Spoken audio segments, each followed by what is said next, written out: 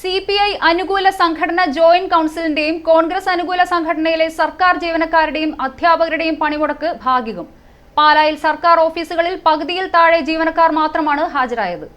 പങ്കാളിത്ത പെൻഷൻ പിൻവലിച്ച് പഴയ സ്കീം നടപ്പിലാക്കുക, ശമ്പള പരിഷ്കരണം കാലതാമസമില്ലാതെ നടപ്പിലാക്കുക, DA കുടിശ്ശിക നൽകുക, ലീവ് സറണ്ടർ പുനഃസ്ഥാപിക്കുക, മെഡിസെപ് സർക്കാർ ഏറ്റെടുക്കുക തുടങ്ങിയ ആവശ്യങ്ങൾ ഉന്നയിച്ചായിരുന്നു സർക്കാർ ജീവനക്കാരുടെയും അധ്യാപകരുടെയും പണിമുടക്ക്.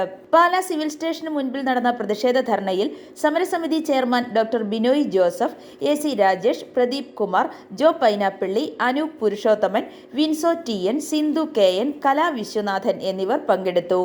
സംസ്ഥാന ജീവനക്കാരും അധ്യാപകരും ഇന്ന് ഒരു സൂചനാ പഠനത്തിലേക്ക് പോയിരിക്കുകയാണ്.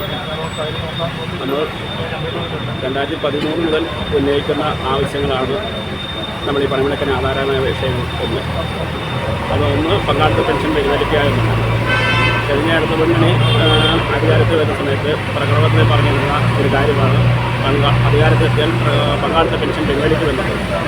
ഇത്രയും വർഷമായിട്ടും അത് ഒന്ന് പിന്മാറി ഒരു ഉത്തരവ് നടപ്പിലാക്കിയ പങ്കാളിത്ത പെൻഷൻ പിൻവലിച്ച് പഴയ പെൻഷനിലേക്ക് ഇതുവരെ പോയിട്ടില്ല. പിന്നെ 19% ക്ഷാമകുടിശ്ശികയാണ് ജീവനക്കാർക്ക് കിട്ടാറുണ്ട്.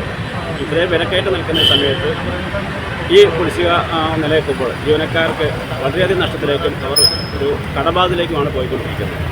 മൂന്നാമതായി നമ്മൾ ഉന്നയിച്ച കാര്യം എന്ന് പറഞ്ഞാൽ അടുത്ത 12ാം ശമ്പള പരിഷ്കരണ കമ്മീഷൻ നിയമിക്കണമെന്ന്. i4u news Pala.